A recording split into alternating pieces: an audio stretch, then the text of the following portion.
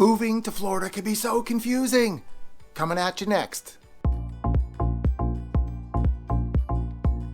Hey everybody, my name's Craig Cunha. I'm a real estate agent here in Southwest Florida. And if you're looking for a channel that tells you a little bit more about what it's like to live, play, eat, sleep, and buy real estate on the Gulf Coast, this is the channel for you. Go ahead and subscribe. Leave a comment, hit the bell, make sure you're notified every time a new video comes out. I'm getting calls from people every single day. If you've got a question you need an answer to, you need to call, text, or email because I've got your back when moving to the Gulf Coast. Okay, like I said, we're going to talk about moving to Florida and how confusing it can be. And I'm going to tell you this. There's one thing there's no confusion about. Florida drivers stink. And I hear it from every single person that comes to visit.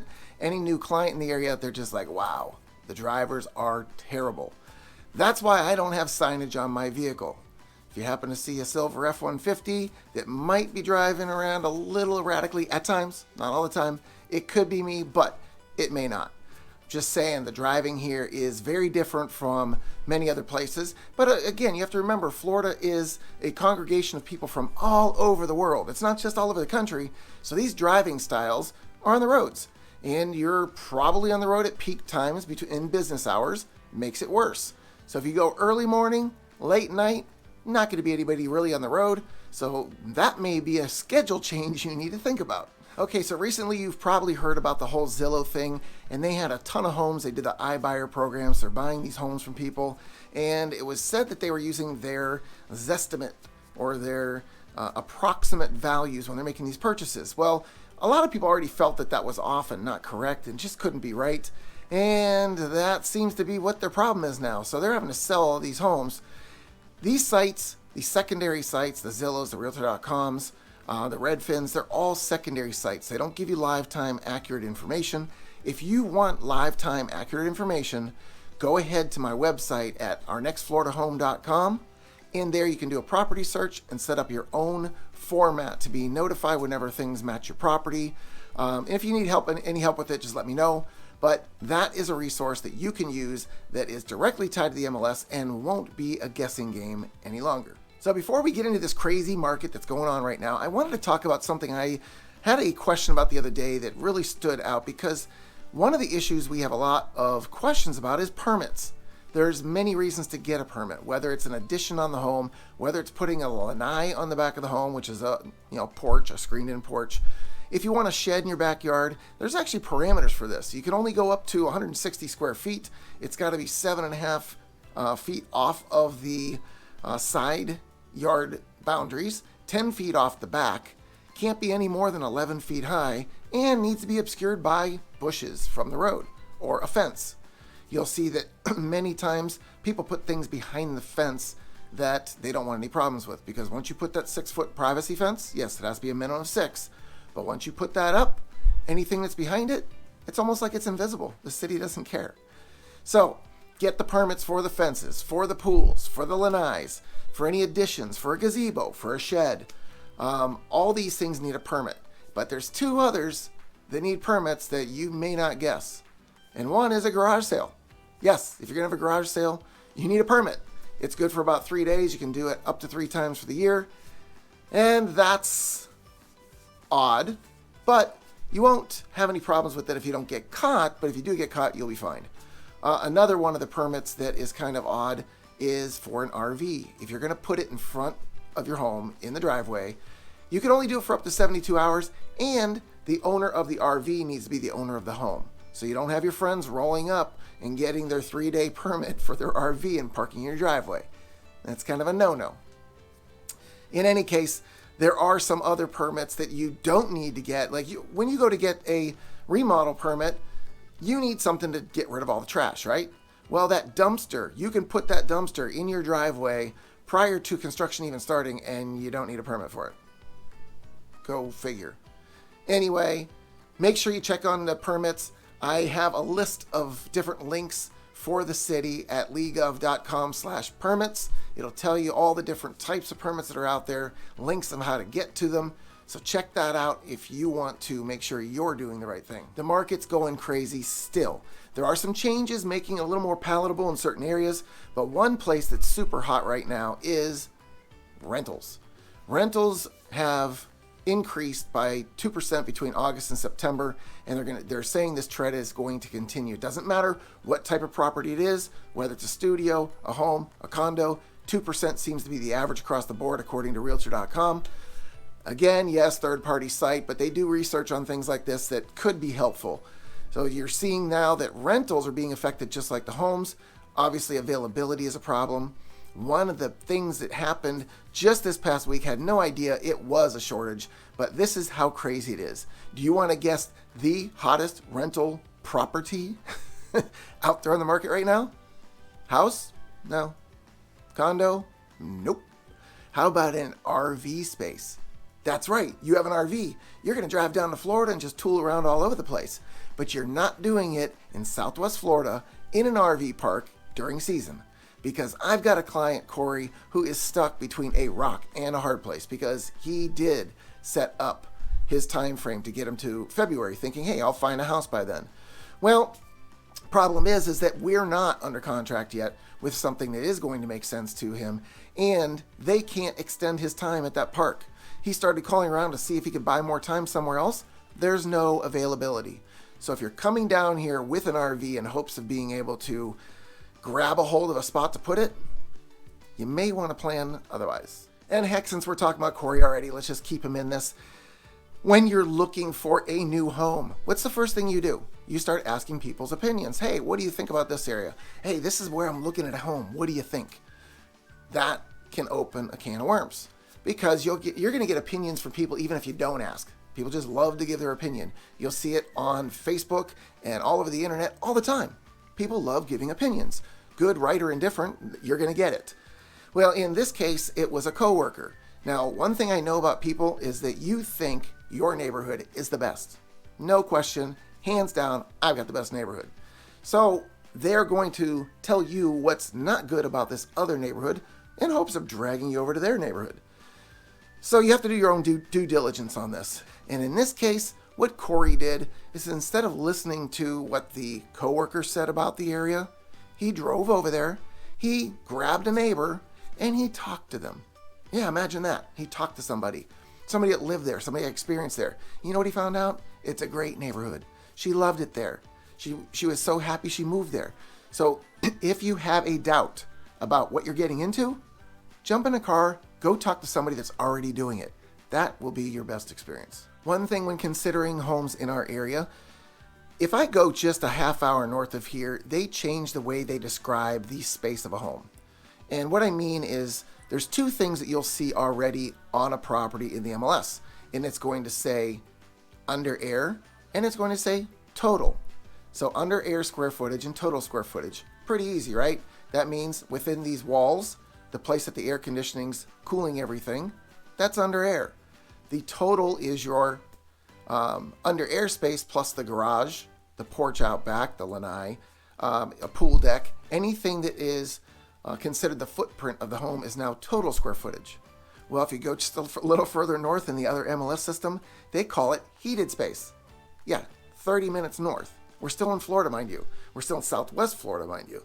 And they call it heated space. So if you see heated space, it's the same thing as air-conditioned space. I'm seeing new construction releases now coming more often. And how do I know this? I have clients waiting on lists to be able to get called when something's released. So just this past week, I had 3 or 4 calls about homes being released. So it's showing me that that market is opening up a little bit more. The builders are getting a better handle on the time frames of what they can promise. And most of them are taking the home right to the trust stage so that they've got the most expensive parts out of the way. So now they know a good home price. And from there, they can gauge it pretty well to have it done in 5 months. So if you're looking for new construction and you're trying to stay in a price range, we're getting better at being able to deliver on what was promised in the beginning. Now, on the flip side of that, if you're looking at a custom builder, that's not going to necessarily be true. They're still going to be well over a year to get done because there's a lot of extra steps when you're custom building. A lot of things done differently.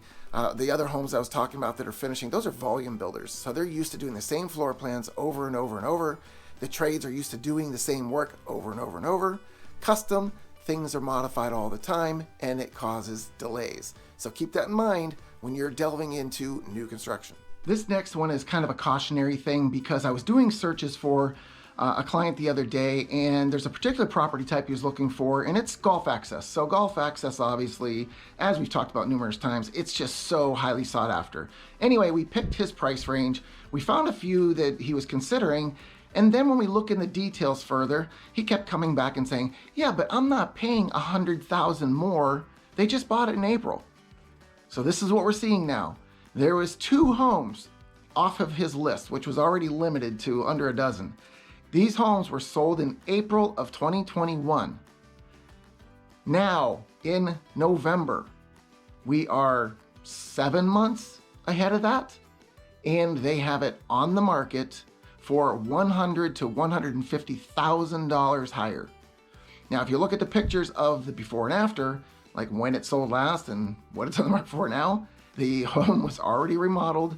And I tried to explain, and yet this is something I would like you to keep in mind. Price isn't about what they bought it for and what they're selling it for. You've got to get that out of your head. They might have bought at a great deal. There might have been a situation for the sellers. They just had to unload the home. They happened to be at the right place, right time. The only way you evaluate price, don't beat yourself up in the brain by going back in time trying to figure out what they paid. It doesn't matter what they paid. You're going to pay what market price is. That's why we do comparable sales. We find out what things are selling for in the area and around there. If it makes sense, you put that offer in. If it doesn't make sense, you either adjust down or walk away. But I'll tell you this market is still getting its asking price almost across the board with every property. So bear in mind, get your comps, get the best information you can, and that's the way you're going to value a property when making an offer. The other thing I'm seeing in this market right now is there's more homes coming out in the mid to high 2s and even low 3s that weren't there before. So we're seeing a little bit of a loosening of that. There's a little bit more availability. I'll again caution you, you're going to be doing some remodel on these things. It's not like they are going to come out like brand new construction. So you've got to get the most of what you can get on your list. Don't try to get it all because that's very difficult.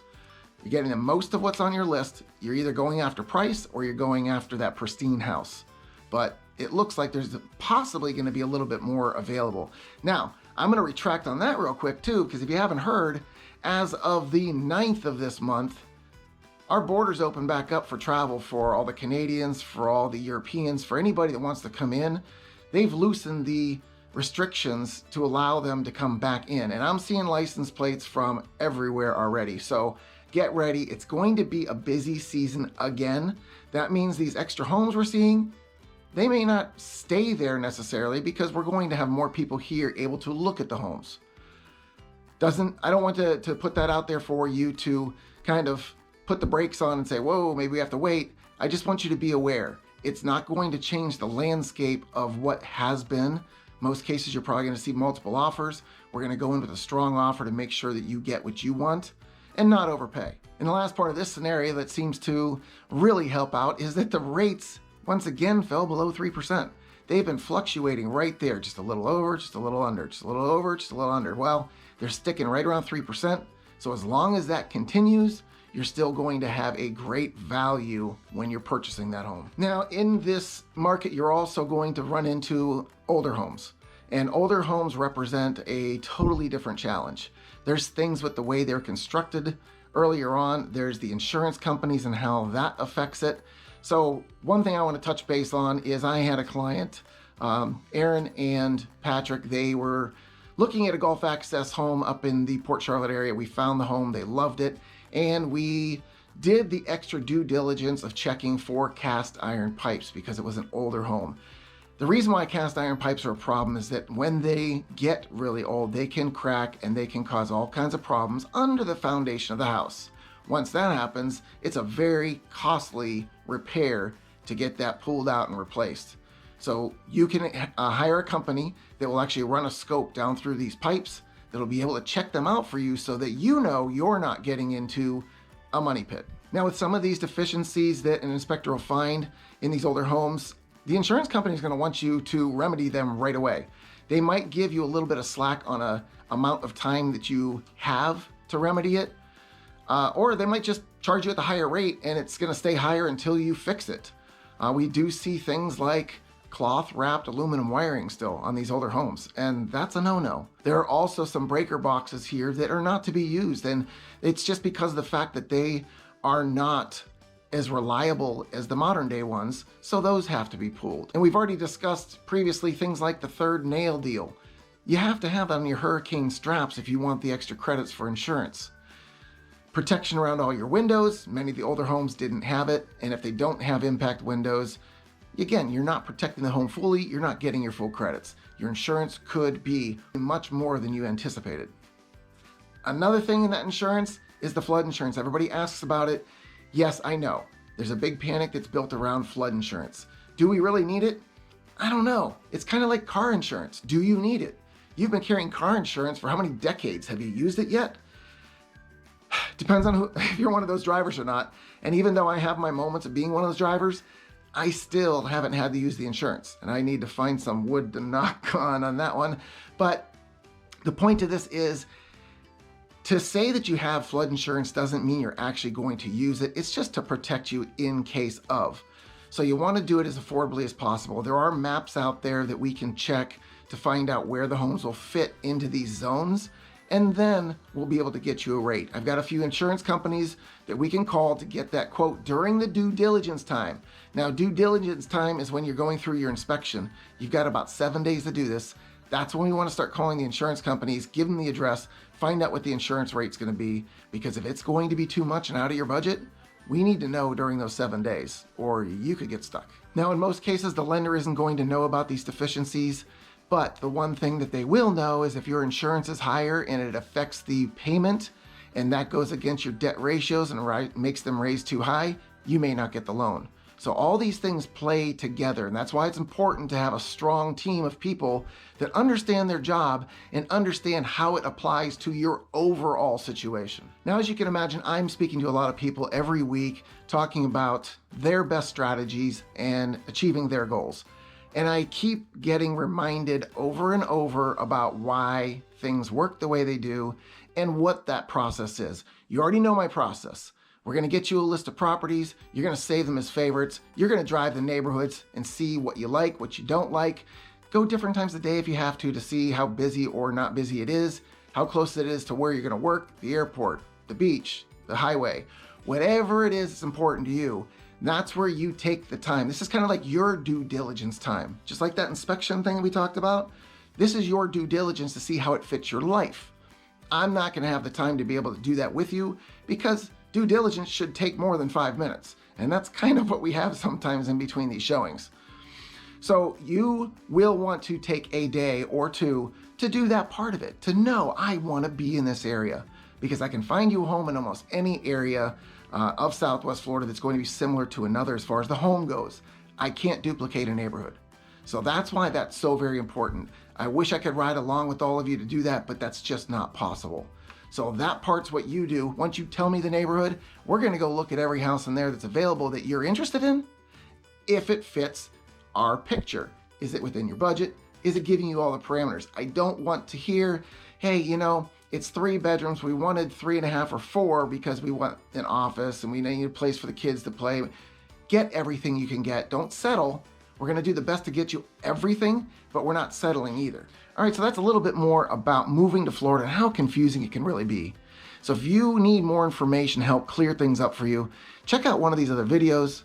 Remember, you can go to my website at ournextfloridahome.com and do a web search in there, a property search that's directly hooked to the MLS that'll get you all set up.